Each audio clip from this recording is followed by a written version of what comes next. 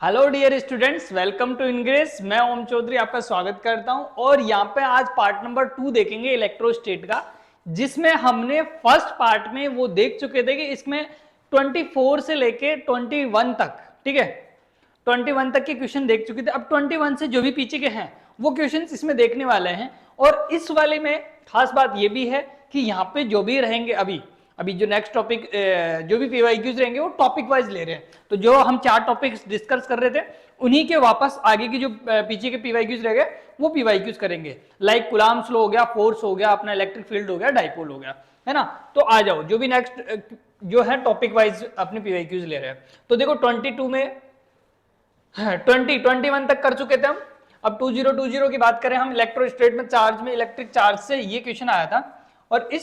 अब इस क्वेश्चन में देखो, acceleration of the electron due to of the mutual attraction between the electron and proton when they are 1.6 angstrom apart is,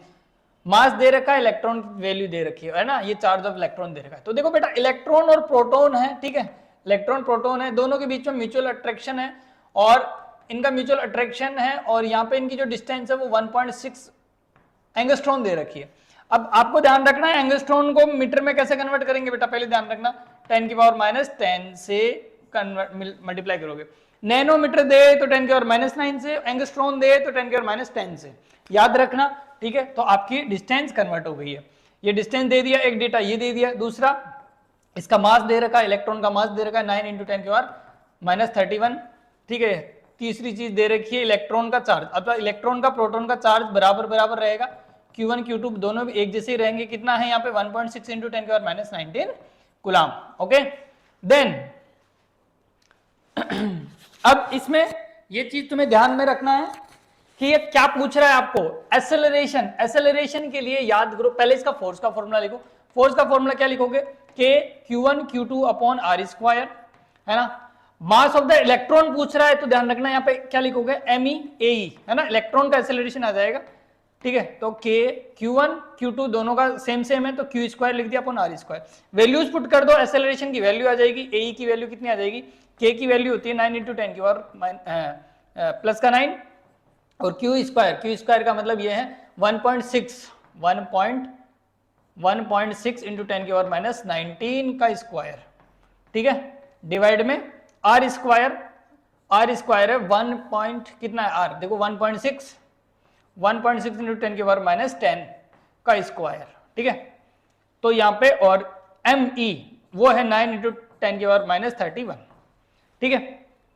तो यहाँ पे देखो ये वैल्यू कट गई है पूरी, क्योंकि स्क्वायर में कट जाएगा, ठीक है, ये वैल्यू भी कट जाएगी। और यहाँ पे 10 का स्क्वायर 20 और 10 का 38, ठीक है। तो यहाँ पे 10 की पावर 9 बची, 10 की पावर -38 बची, 19 2 जा, है ना।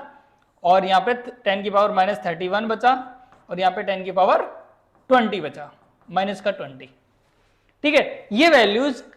सॉल्व कर लो, एक्सेलरेशन का ऑर्डर पता चल जाएगा, एक्सेलरेशन पता चल जाएगा, ऑर्डर तो क्या, ठीक है। तो यहाँ पे देखो कितना आ जाएगा भाई, 31 है, यहाँ पे 38 है, कितना बचा यहाँ पे, माइनस का 7 बच गया, है ना। और ये 20 है, ये 9 है और ये 7 से यहाँ पे भी कम कर सकते हैं या फिर ऊपर ले जाओ, 10 की पावर 9 - 7 प्लस का 20, सारी पावर से एक जगह ले गया मैं, है ना, ये नीचे वाली ऊपर की प्लस को हो गया। तो 29 में से 7 गया, 29 में से 7 गया तो कितना बचा भाई, 29 में से 7 गया तो 22 बच गया, 22। तो ये 22 किस में आंसर आ रहा है भाई, सी में आंसर आ रहा है। ओके, समझ गए, हाँ भाई समझ गए। चलो नेक्स्ट क्वेश्चन पे चलते हैं हम, और यहां पे हैं ये 19 में क्वेश्चन आया हुआ है, 2 point charges A and B -q + q respectively are the certain distance apart and force acting between the them F। Okay, देखो बेटा, एक तो चार्ज आपका है +q, यहाँ पे +q चार्ज है और यहाँ पे -q चार्ज है। इन दोनों के बीच में जो फोर्स लग रहा है वो F फोर्स लग रहा है। ओके, अभी पहली कंडीशन आपकी ये दे दी आपको, पहला कंडीशन। इसके बाद में बोल रहा है ये कि मान लो 25% चार्ज ऑफ ए का, मतलब ये ए है ये बी है, ठीक है, ए का 25% चार्ज किसको दे, बी को दे दे। मतलब इसका 25% चार्ज कितना हुआ, इसका 25 चार्ज इसको दे दिया, तो यहां पे तो कितना रह गया 75%, तो 75% ऑफ क्यू, इसका मतलब कितना हो गया 3/4 क्यू बच गया यहाँ पे, ए पे तो है ना, और बी पे कितना बच गया भाई, ये नया चार्ज है ध्यान रखना, Q-1 या QA है ना, और यहाँ पे कितना चार्ज हो जाएगा QB डैश, यहाँ पे हो जाएगा देखो ये 1/4 इस पे गया तो माइनस का Q प्लस का QI4 इसको दे दिया है, इसका 1/4 इसको दे दिया है, तो इसमें कितना बचा था 75%, तो 75% को 3/4 बच गया हमारा, Q में से 1/4 माइनस कर लो या फिर ऐसे लिख लो 75% ऑफ Q, तो 75% कितना होता है 3/4, परसेंटेज में मैंने बता रखा है आपको, 25% का मतलब 1/4, 50% का मतलब हाफ और 75% का मतलब 3/4 और 100% का मतलब तो 1 होता ही है। तो ये ध्यान रखना, ये रेशियो कई बार डायरेक्ट काम आ जाता है अपने, है ना, तो ये चीज पता रखना। तो यहाँ पे देखो चार्ज कितना हो गया, माइनस का Q प्लस का Q, ये वापस कितना हो गया, ये 4 माइनस का 4 तो माइनस का 3QI4 हो गया, ये प्लस का 3QI4 वो प्लस का 3QI4, ठीक है। तो न्यू फोर्स कितना हो जाएगा भाई, न्यू फोर्स आ जाएगा, अच्छा डिस्टेंस अभी भी उतनी है ना, डिस्टेंस में कोई दिक्कत नहीं है, इतना चार्ज हो गया, तो बताओ फोर्स कितना रहेगा पहले के, तो पहले के कंपैरिजन में फोर्स बताना, अब फोर्स बताओ कितना होएगा, तो यहाँ पे KQA dash KQB dash upon R square, Q1 Q2 की वैल्यू रख दो, तो क्या रखोगे Q कितना हुआ 3QI4 और इंटू 3QI4 अपॉन में R स्क्वायर था ही, है ना, मैग्नीट्यूड की बात कर रहा हूं, साइन वाइन नहीं ले रहा मैं, तो यहाँ पे हो गया 9 हो गया 9/16 KQ square upon R square, और इसको हम पहले वाले को क्या बोल रहे थे F की वैल्यू क्या थी पहली KQ square by R square, इसको हम F बोल रहे थे, इसका मतलब 9/16 F हो गया आपका नया फोर्स, ध्यान रखना। तो F डैश की वैल्यू कितनी आ जाएगी भाई यहाँ पे 9/16 F, तो आपका ए आंसर आ जाएगा भाई, समझे, सिंपल था, है ना, समझ गए। तो पहले वाली कंडीशन और सेकंड वाली कंडीशन को हमने कंपेयर किया और कंपैरिजन से ये रिजल्ट निकल के आया, ये इसकी तो फर्स्ट कंडीशन थी और ये इसकी सेकंड कंडीशन थी, ठीक है, पहली कंडीशन में ऐसा था, सेकंड कंडीशन में ऐसा हुआ, तो आपने चार्ज डिस्ट्रीब्यूट कर दिया, चार्ज के बाद में फोर्स का फॉर्मूला लगाया, देन आपने आंसर पता कर लिया कि इसमें ये आंसर आएगा, ओके, समझे। चलो नेक्स्ट क्वेश्चन, यहां पे suppose the charge of the proton and electron differ slightly, one of them is negative and other is E plus delta E. The net electrostatic force and gravitational force between the hydrogen atom placed at a distance D much greater than atomic size apart 0, then electron delta E is the off of the order। अच्छा delta E की value पूछ रहा है भाई तुम्हें वो, ठीक है, और ये बोल रहा है इलेक्ट्रोस्टैटिक और ग्रेविटेशनल फोर्स, ध्यान रखना हाइड्रोजन एटम के लिए कितना रह रहा है ये,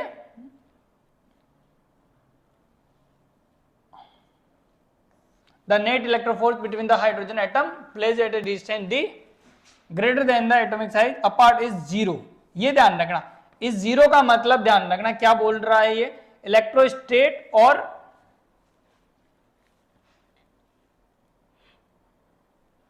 Fe और Fg की वैल्यू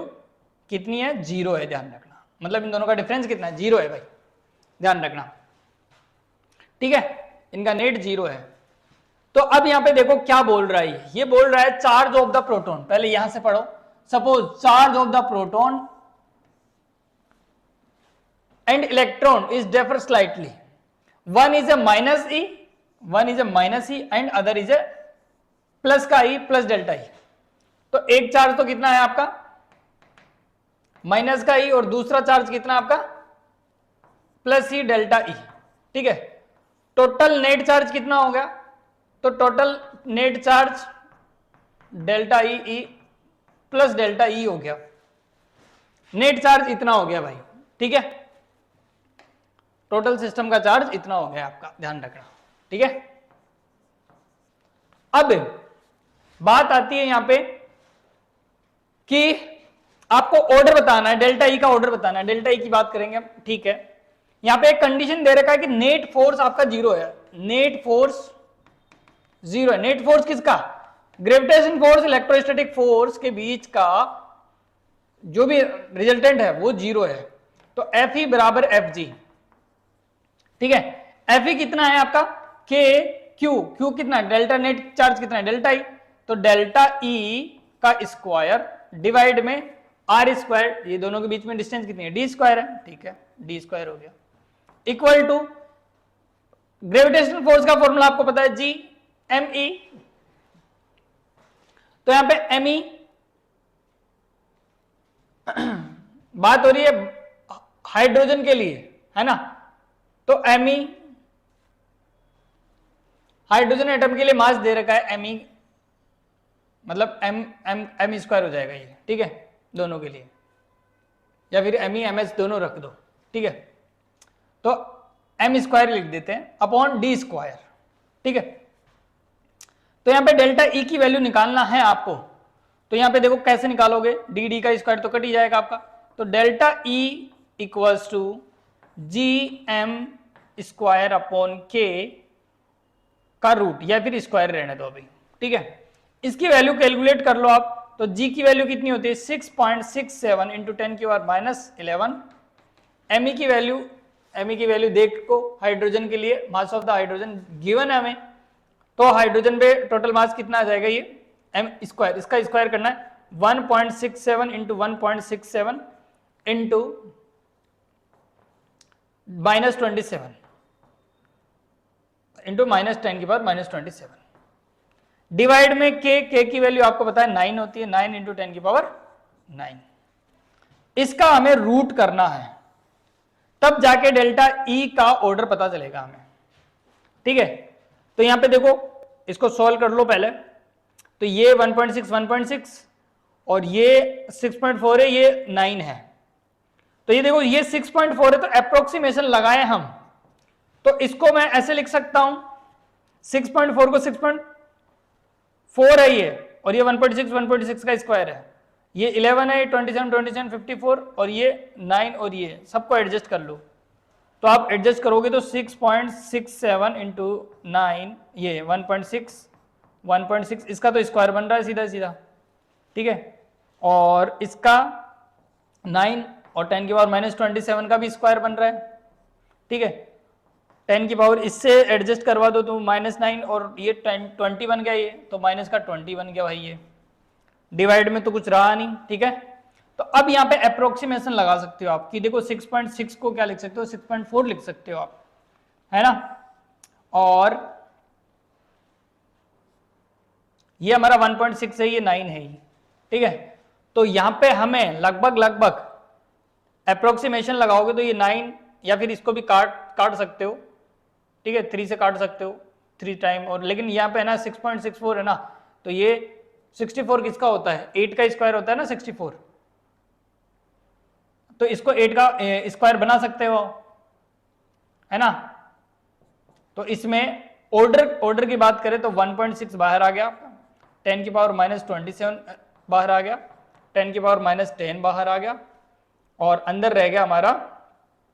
और 9 का 3 भी बाहर आ गया,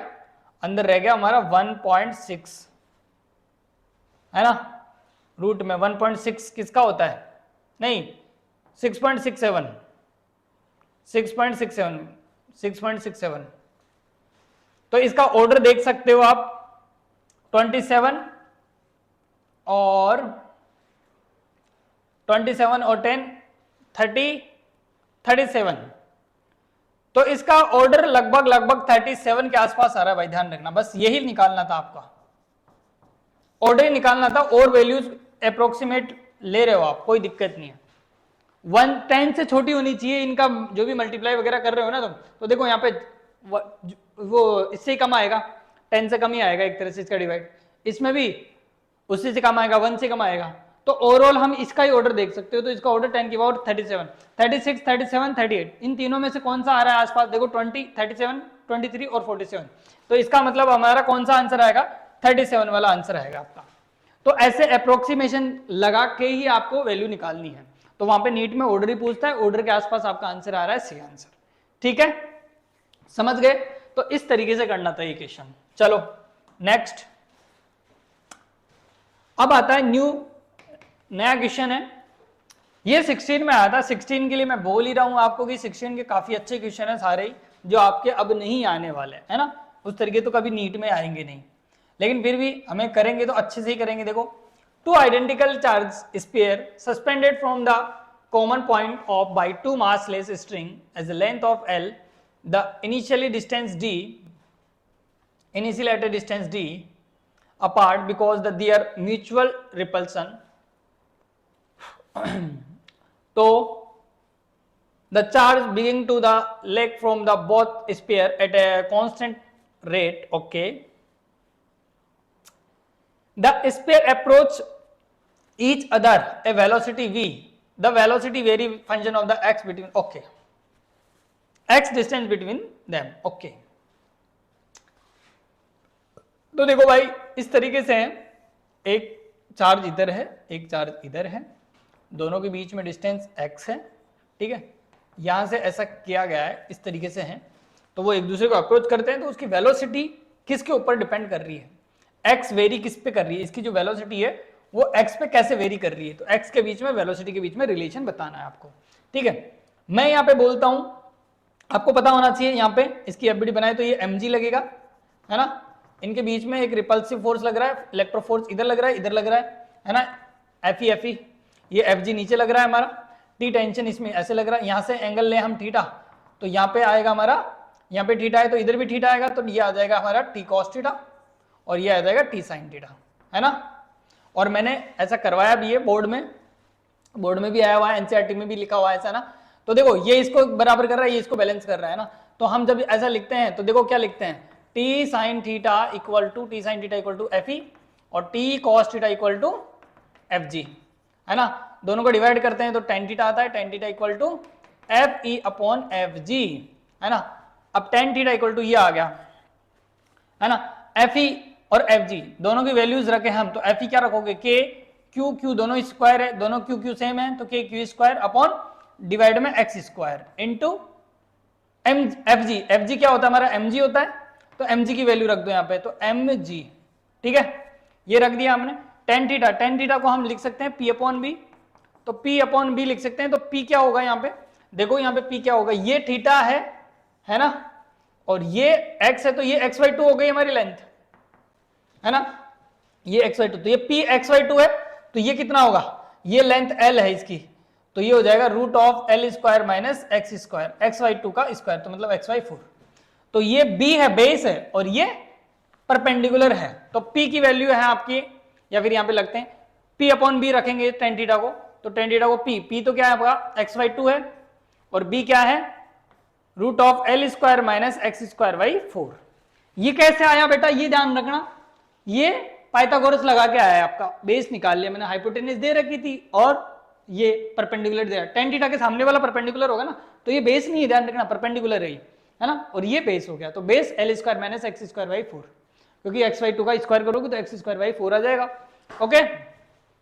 अब यहाँ पे अप्रोक्सीमेशन लगा है, बिल्कुल छोटा सा हल्का सा है ना, बहुत मतलब पास में ये ध्यान रखना है ना, तो इसके अंदर है ना, हम इसका अप्रोक्सीमेशन ले तो ये एक्स स्क्वायर अपॉन ये है ना, इनको नेग्लेक्ट कर सकते हैं हम इसको, ये बहुत छोटी वैल्यू हो जाएगी, एक्स की वैल्यू बहुत छोटी है, तो एक्स वाई टू की तो और भी मतलब एक्स स्क्वायर अपॉन फोर की वैल्यू तो और भी छोटी हो जाएगी, तो इसको नेग्लेक्ट करे तो यहाँ पे देखो क्या आ जाएगा, रूट ऑफ एल स्क्वायर आ जाएगा, तो X Y two upon root of L square, ठीक है, इक्वल टू में K Q square upon x square M G,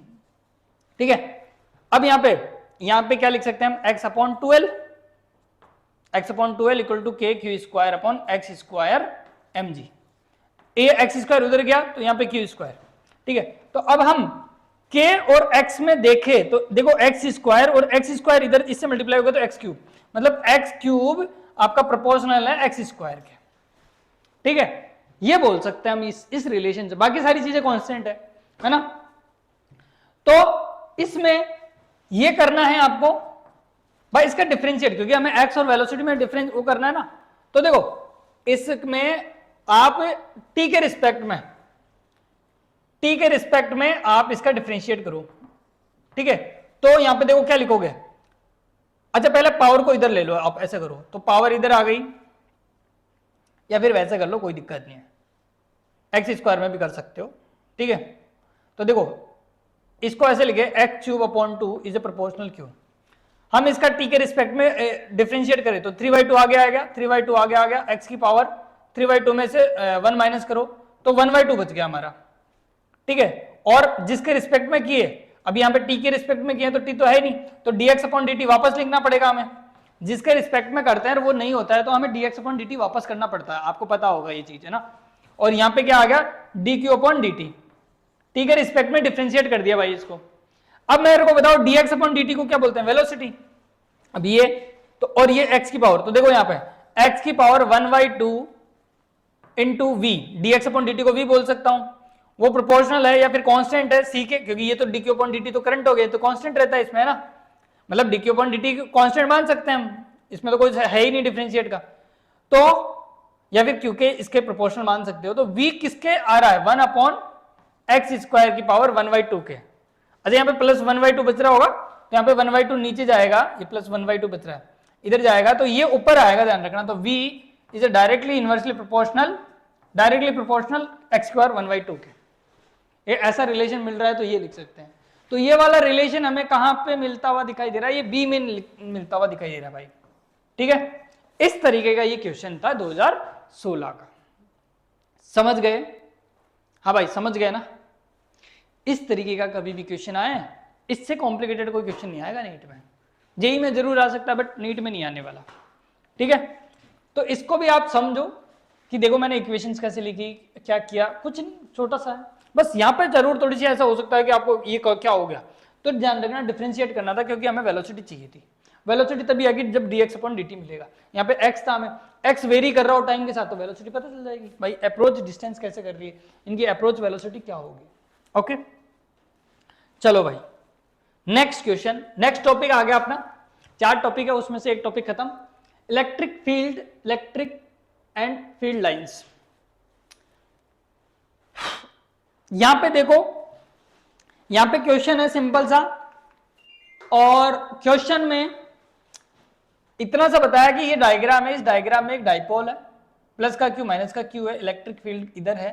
तो dipole is placed in electric field as shown in which the direction will move towards the left and its potential energy will increase, towards the right as its energy will decrease, towards the left its energy will decrease, towards the right its potential energy will increase। नहीं देखो इसमें क्या होगा, हमें पता है dipole की जो डायरेक्शन होती है वो नेगेटिव टू पॉजिटिव होती है, तो ये डायरेक्शन पी की हो गई। इसकी डायरेक्शन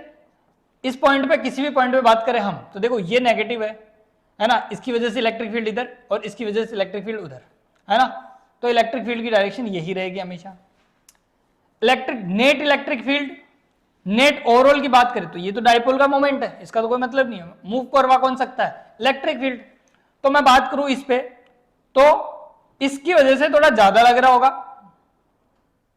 इसकी वजह से देखो,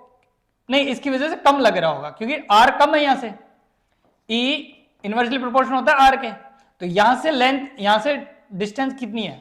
कम है, तो इसकी वजह से इलेक्ट्रिक फील्ड ज्यादा लग रहा होगा, तो वो इधर की डायरेक्शन में लग रहा होगा, और इसकी वजह से इस पॉइंट पे कम लग रहा होगा, है ना,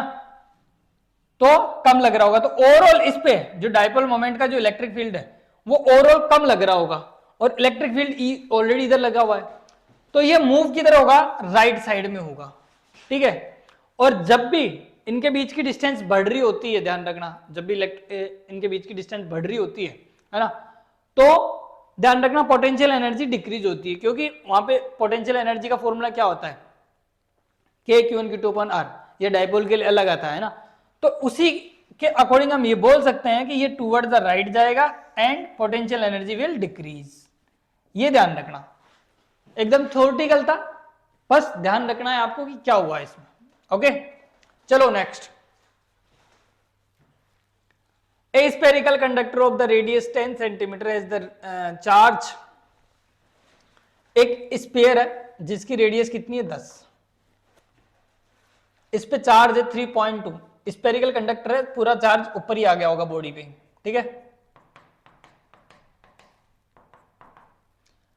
और ये बोल रहा है कि इसका डिस्ट्रीब्यूशन यूनिफॉर्मली है। What is the magnitude of the electric field at 15 centimetre, मतलब आउटसाइड वाला केस आ गया ये। आउटसाइड वाले केस में आपको पता है कि बाहर वाली लेंथ ही लेते थे हम, यहां पे है देखो, इनके अंदर तो 0 होता था सेल में, है ना, कोई भी कंडक्टर है तो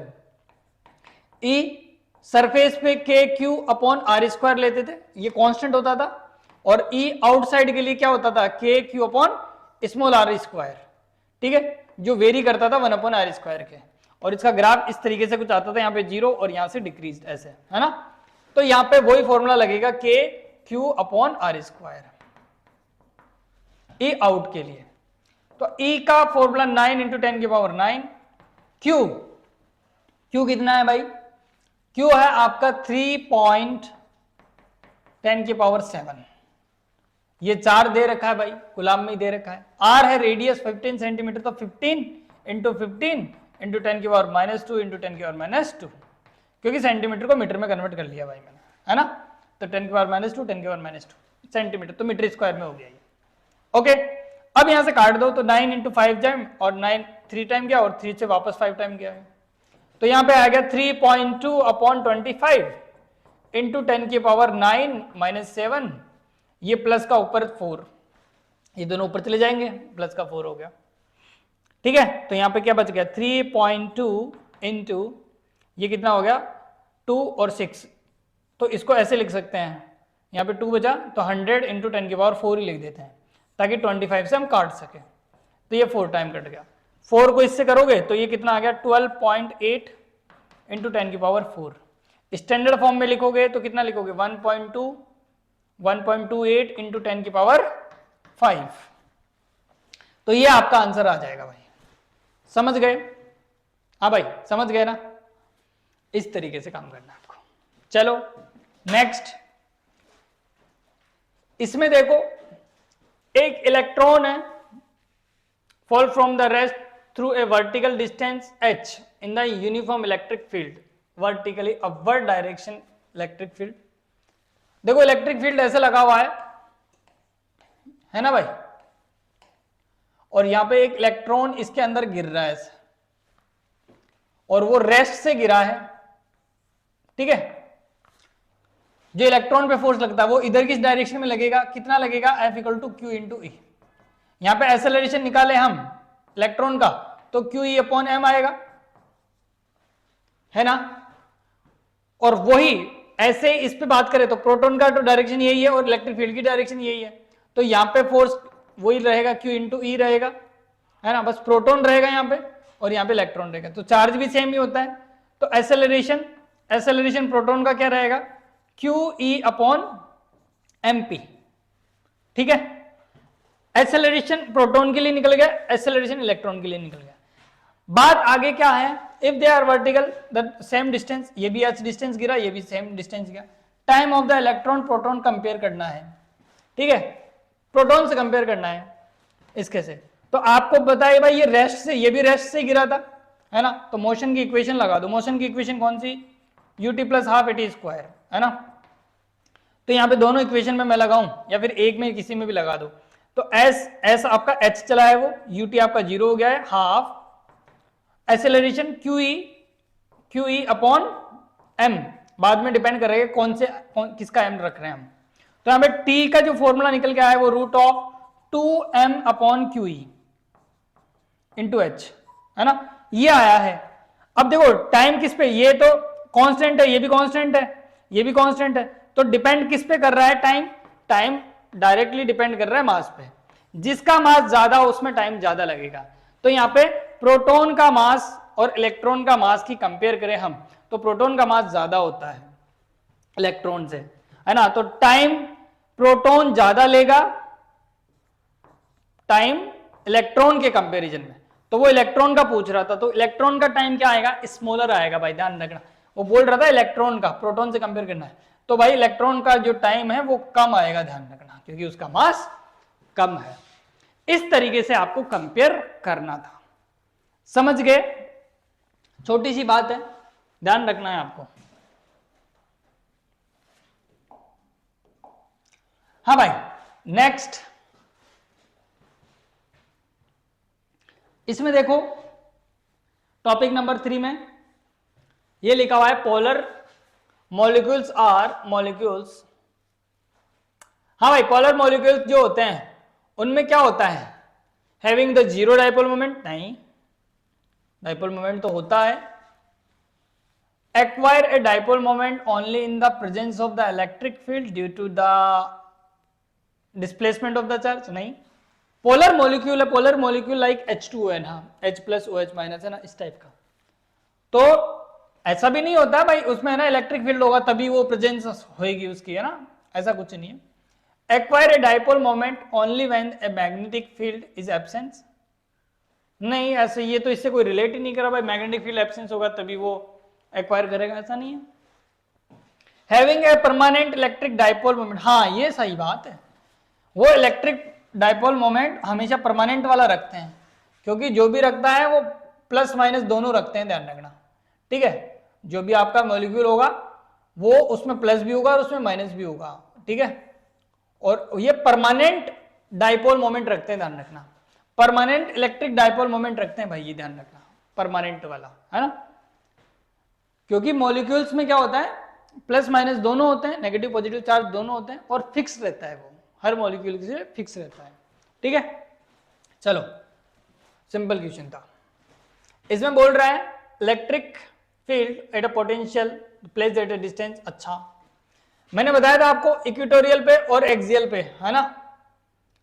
भाई, कोई भी डाइपोल है उसके सेंटर से किसी पी पॉइंट पे,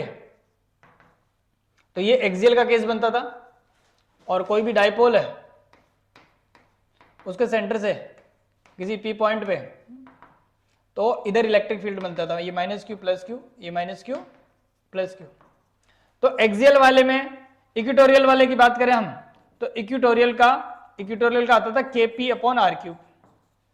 और एक्सियल का आता था हमारा 2 kp अपॉन आर क्यूब, ठीक है। तो ये किसका पूछ रहा है भाई, ये equatorial place at A centre, equatorial का पूछ रहा है, इक्वेटोरियल के लिए कौन सा रहेगा, के पी अपॉन आर क्यूब, के पी अपॉन आर क्यूब ये रहेगा भाई, के की वैल्यू 1/4 पाई एप्सिलॉन नॉट, तो ये आपका आंसर आ जाएगा, सीधा सीधा फॉर्मूला पूछ लिया उसने और कुछ नहीं पूछा, समझ गए।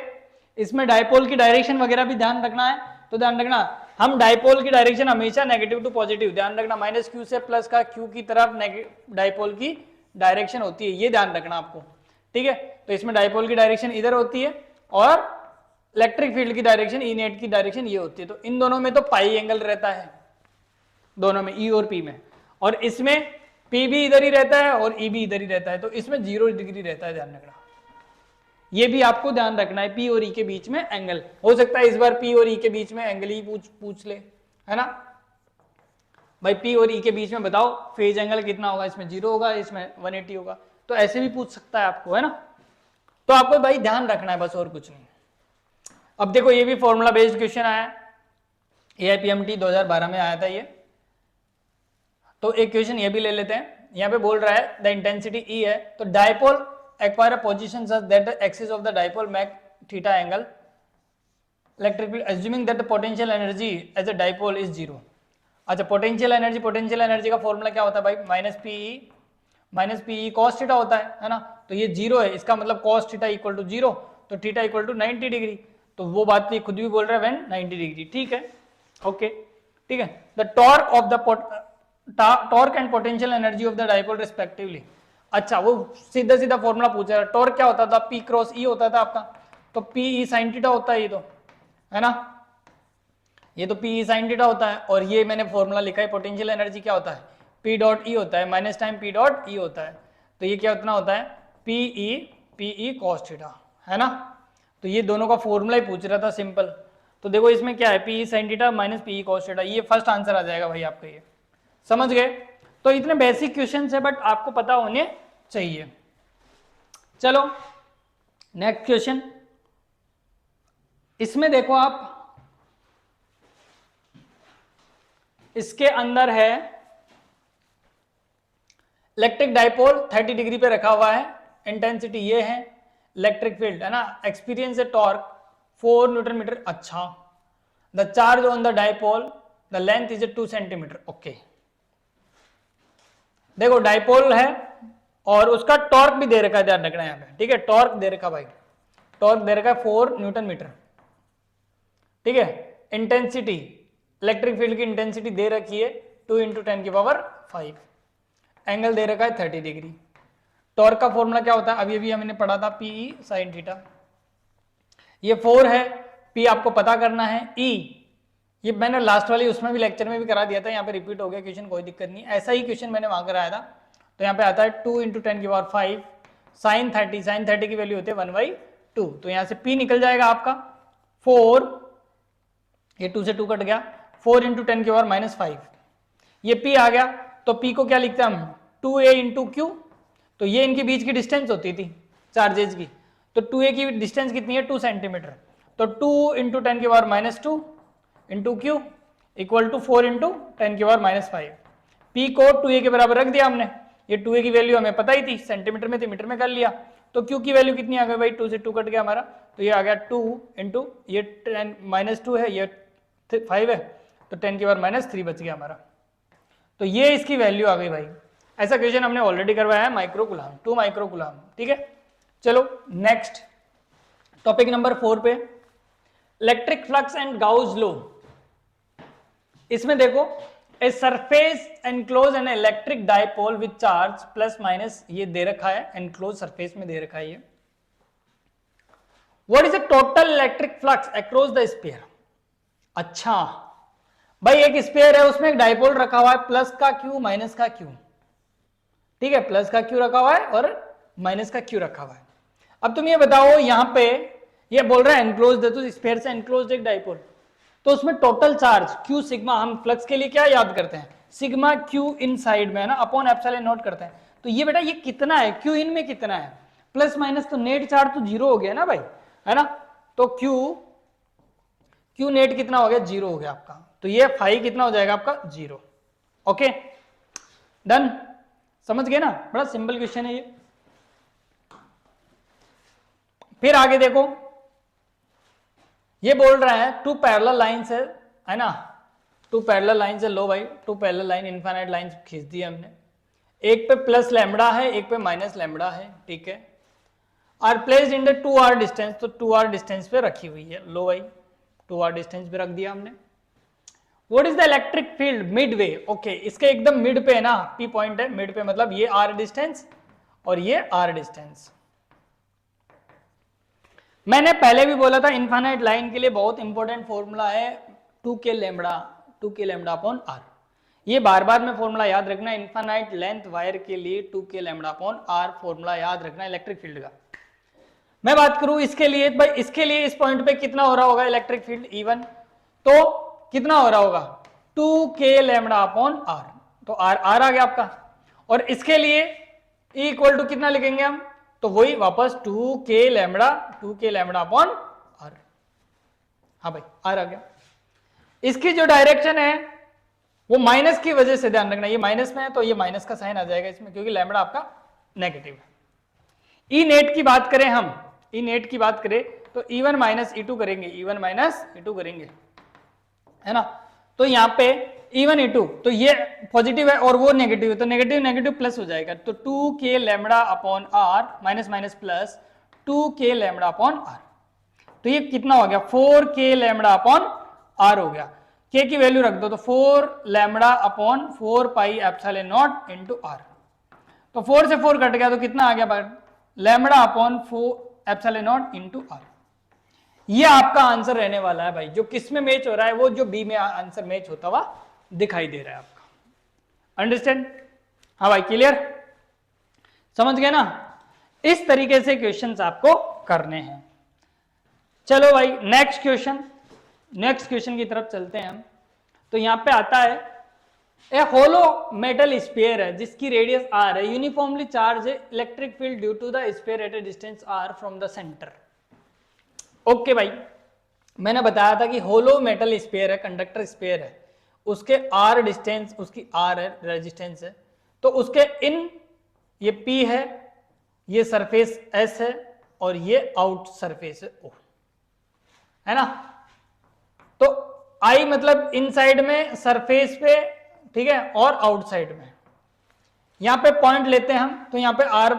लेस देन r रहता है, यहाँ पे r बराबर r रहता है, और यहाँ पे r ग्रेटर देन r रहता है।